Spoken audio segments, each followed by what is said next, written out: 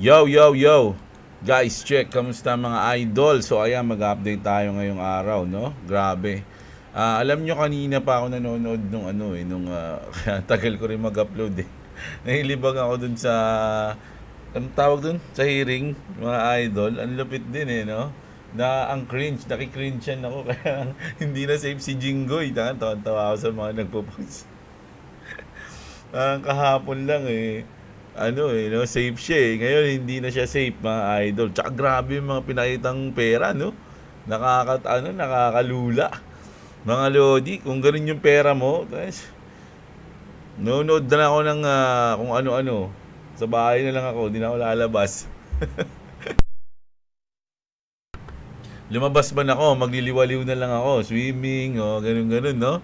Grabe yun, hindi mo na mauubos yun eh. No, grabe yung mga kasalanan nila, mga idol, no? Kumbaga, kung may kasalanan ka, siguro, gabuhok lang yung kasalanan mo kumpara sa kasalanan nila.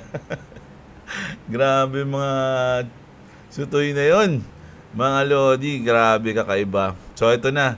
Magugulat kayo dito, may kasalanan din to. Boom, grabe si Mix. So, kita nyo yan, mga lods, grabe yan. 1,000%, oh my golly. Kita nyo, grabe from 74 pesos to 700 pesos. Oh my God. 9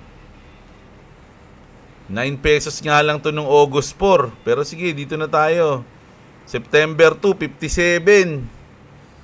Sabihin natin 74 na nga lang bago siya lumipad. 74 to 700, nag 100x to, mga idol, no? Tama ba? Hindi pala, basta 1,300 13,250%. Ayan, 30,250%. Gravities. Sa loob ng 7 days, so ayan. 1,000% nga. No, grabe. Grabe, 100x nga yan, mga lord. Sa tingin ko lang.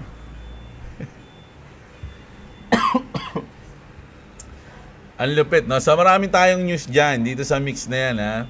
So, mukhang makasalanan din yung gumawa niyan, mga idol, no? Pero bago ang lahat, palike muna ng video natin, mga lodi. Like lang, no? Kasi sayang naman eh, humina yung like natin ngayon. Kayo naman, nung nagbakasyon lang ako, hindi nyo nilike yung video ko. Palike nyo naman, mga lodi. At syempre, sa mga gusto ng ganitong content, subscribe na kayo sa channel natin. Diba? Ayoko na nga. Like nyo lang eh, libre lang eh. So, ayan na. Mag-news na tayo. So, eto na nga, mga lodi. Dito nga tayo tingnan muna natin tong mix na to. Grabe, isipin nyo yung Partcoin. Bonk, 13%. Yung M nga, 100%. Yung Worldcoin nga, hindi na napansin to. Isipin nyo, 100% na yan. Isa pa yun, Worldcoin, ha. Itong Worldcoin, grabe, hindi napapansin, pero humahataw, mga idol. Diba? So, kasi umabot na to ng mga lods eh.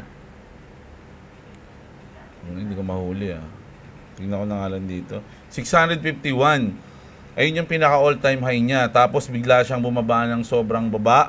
And then ngayon nasa 100% na 100 pesos na siya from 48 pesos. Yan, 'di ba? 100%. Kung wala ito, ito pinakamalaki siguro, 'di ba? Tsaka tong M. Grabe. Si Pump naka-recover, si Hyperliquid to, 'di ba? Goods na goods din. Si Doge 10% din, so grabe kasi ang laki nito. So balita na natin yan kung ano nangyari diyan.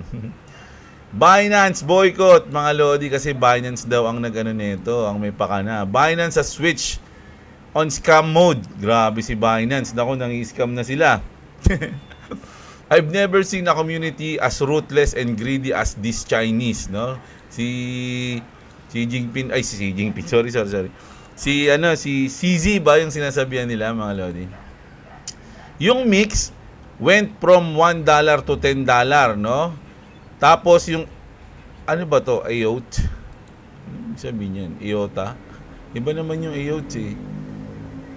IOTA chain. Ayan yun, drop from $1, 1.8 to 0.56 within a minute.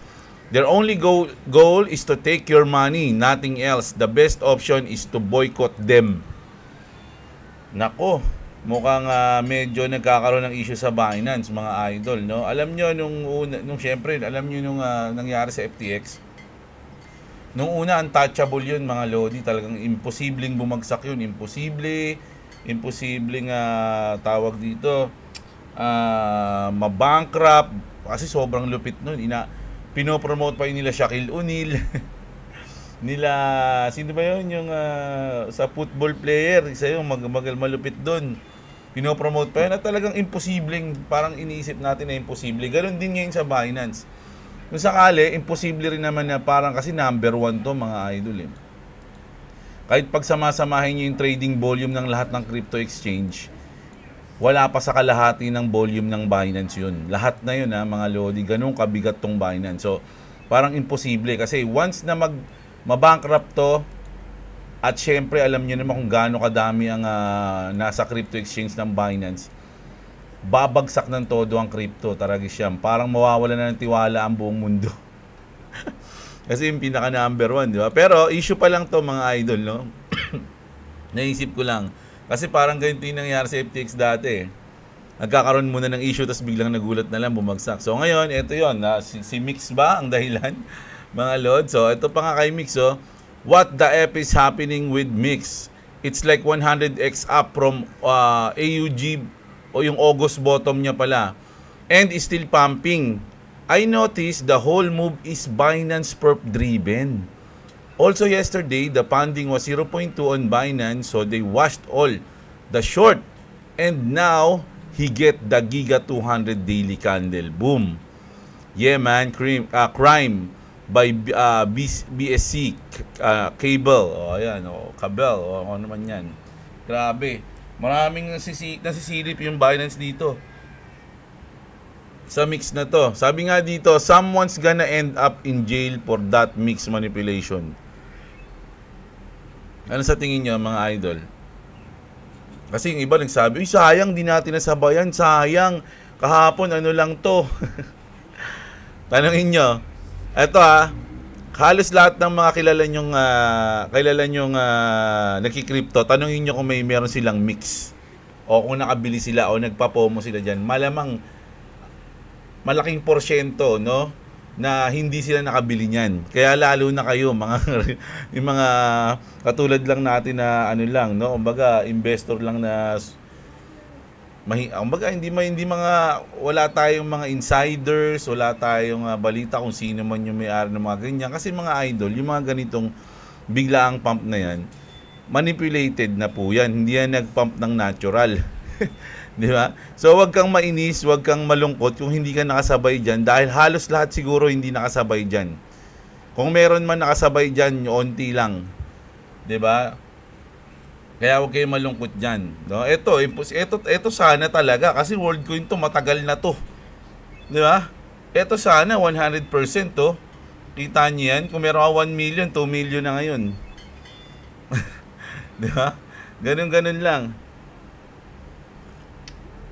So, ito, huwag nyo nang anuhin to. So, sabi nga nila, hanggat walang rules no? Kaya nga mas maganda, mamadali natin yung mga rules sa crypto para yung mga ganitong manipulation may managot kung sakaling meron man, di ba?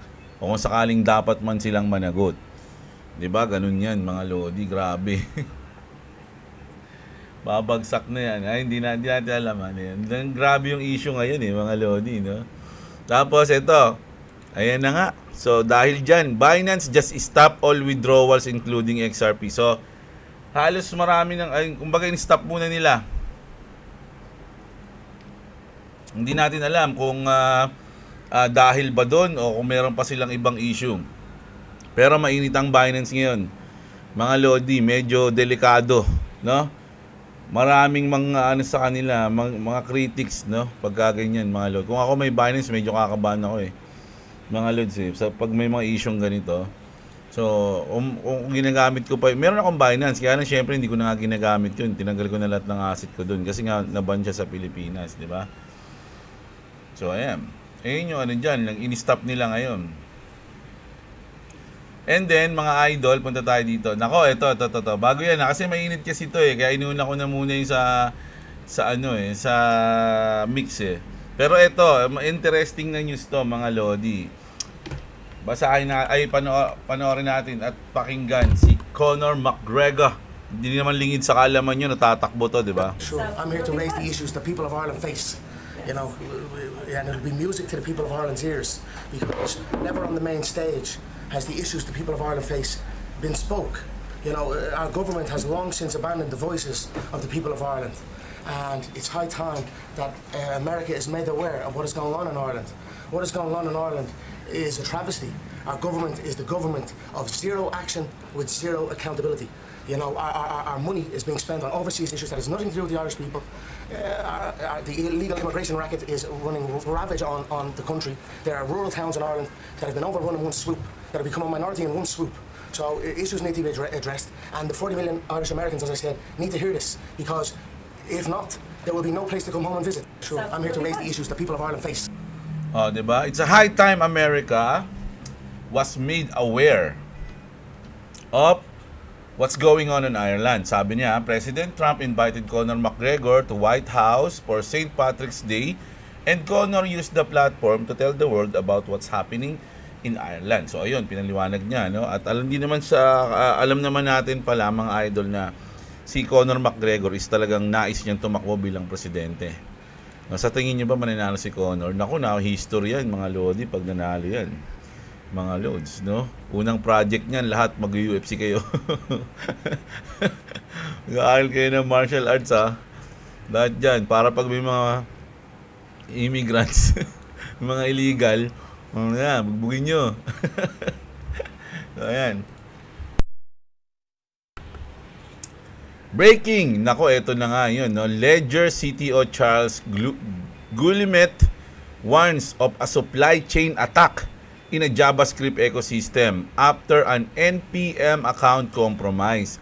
He advises users to carefully verify every transaction if using a hardware wallet, and to avoid on-chain transaction entirely if they don't. Stay safe. O, ayan. Mga Lods, no? Sa ngayon, meron tayong lumalaganap na hack, no? Kahit na yung mga hardware wallet, talagang nadadali. No? So kapag hindi mo iniingatan yung address mo, yung kumbaga copy-paste ka lang ng copy-paste, di mo tinitignan, mas maganda lagi yung bini-verify mga idol. No? Carefully verify every transaction mga idol. No? There's a large-scale supply chain attack progress. The NPN account of a reputable developer has been compromised. The affected package have already been downloaded over 1 billion times. Grabe. Meaning the entire JavaScript ecosystem may be at risk, no? So yung JavaScript, the malicious payload worked by silently swapping crypto address on the fly to steal funds. So ayan yung mga address mga Lodi lagi yung titignan. 5 umpisa, 5 dulo. Ganyan lagi ako Tas lagi kong pag gusto kong mag-sure, lalo na pag malaki na yung asset na tina-transfer ko, yung copy-paste ko, pinipaste ko muna sa sa notepad. Kasi minsan, pag kinapi mo, pag pinaste mo, iba yung lumalabas. So, kailangan iti-testing mo yun. Mag-copy-paste ka, paste mo muna mga 3 beses. Yung talagang sure yun. Tapos pag paste mo, check mo rin yung harapan tsaka umpisa. Ganun. Always, kumbaga, carefully nga Carefully, verified yun lagi. If you use a hardware wallet, pay attention to every transaction before signing, and you're safe na daw. No, so kailangan mo lang mag-ingat, no? Triplehin mo yung ingat mo, no? If you don't use a hardware wallet, refrain from making any on-chain transaction for now. It's still unclear whether the attacker is also stealing seeds from software wallets directly at this stage. Grabe yun pag nakuha yung seed phrase mo. So mag-ingat kayo. Ako mga idol, yung wallet ko nakatago lang Nakatago lang, walang nakakaalam, ako lang. At hindi ko pa siya ginagalaw simula nung bumili ako ng sakyan. Tas nag-ano ako sa XRP. Yung natira kong XRP doon, yun na yun, kahit konti lang. Ando na yun. Pero yung iba ko, andito sa Bitget, mga idol, no? Yung diversify natin ng mga coins andito sa Bitget. So, hindi ko naman siya, hindi pa naman ako nagta-transfer or something. Ang uling transfer ko nung umalis nga kami, di ba? Nag-out ako nag-out ako o nag-take profit ako kahit pa paano. O, yan. So, mag-ingat kayo mga Lodi. Laging carefully verified.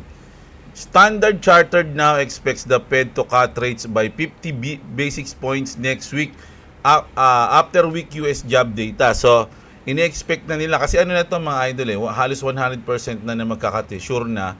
Parang ganun. 100% na. Ang pinaglalabanan na lang dito kung ilang points yung ikakat. Yung 25 o 50. So, sabi ng Standard Chartered na ini-expect na nila na 50 dahil nga yung lumabas yung sa job data nung nakaraan. No? So, ngayon, ano ba ngayon? Martes pa lang. So, bukas pa kasi, tsaka Webes mga idol doon natin makikita pandagdag ng yun, sure win No? Ito. Sa Wednesday, ayun yung core PPI natin at Thursday, ayun yung CPI natin. So, baka Thursday mag-live si Boss Robo. Hindi ko alam pwede pwede kasi dito sa Wednesday din or Thursday. Abangan nyo na lang, no? Ayan. Eto, makakatulong to. Depende sa ilalabas dito kung talaga sure na 50 basis points yan, mga idol. Diba? Ganun na lang yan. Abangan na lang natin. Tapos, sabi dito mga idol, no? Nasdaq has filed with the SEC to tokenize stocks, letting investors trade equities either traditional or on-chain with full shareholders rights. Importante ito maganda to mga Lodi kapag naaprobahan yan. Kasi sabi nga dito, BTC Maxi, di ba lagi sinasabi ng BTC Maxi, XRP is for the retarded, sabi. Pero ang reality mga idol, Bitcoin mining stocks may soon be tokenized on XRP Ledger. You can't make this up kasi ayan na nga mga Lodi. Di ba? So, nako, magagalit na naman sila dyan. Hinayaan mo na yan. I'm going to leave this year, sabi ni Cryptoins. Sabi niya rito, you literally can't find this using AI. Seems to be the only source. So, if you want to question validity, it's fair. I just remember people talking about it. So, ito yung sa Kazakhstan, mga idol, no? Kita niyo yung mga tao na yan at yung nasa likod nilang background, mga Lodi. Tokenization, stablecoins and XRP inside the digital asset revolution in Kazakhstan.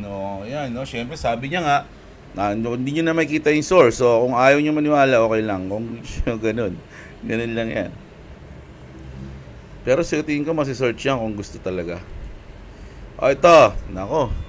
Ito, malapit na rin to mga idol. Nako, dami ng malapit talaga.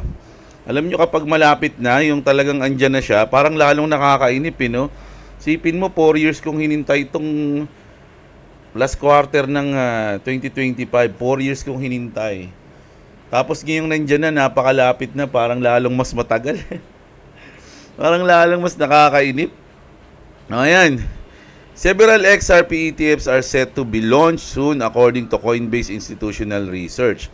So ayan more crypto ETFs could be on the horizon. The SEC has application for more than 90 new crypto ETF products, including funds that would hold tokens including XRP, Solana, Dogecoin, and much more. These issuers are gonna launch a lot of products and try to find something that sticks, said Bloomberg analysis James Seyfarth, adding that the next 12 to 18 months could see hundreds of crypto-related ETF launches, mga idol, no? Grabe. So, napakalapit na yan, mga Lodi. Ito gusto ko itong dalawang post ni Black Swan, Kasi, mga idol, sabi niya rito, it should come as no surprise that BRICS won't adopt US stablecoins. No? Siyempre, ayaw nga nila ng sa US na Gusto na nga nila edit yung dollar Tapos ginawa lang crypto. Doon na sila. Siyempre, hindi. Documents from the central banks of Russia, India, Brazil, and China, New Development Bank confirms they've been building on the XRP network for years. this has been in motion for years, mga idol, no? So, dito sila nagbi-build eh. 'Di ba? So, titignan natin. Kasi hindi pa natin nakikita. Kaya syempre, parang imposible yan, wala yan. Pero ito na nga yun, no? Ito yung kanyang ebidensya dyan, no? Na nagbi-build na yung bricks. Taon na, mga idol, no? So, ayan, tayo natin. And then, mga lods, ito na. I told you, sabi niya nga dito, hindi gagamitin ng stablecoin. I told you stablecoins aren't the solution.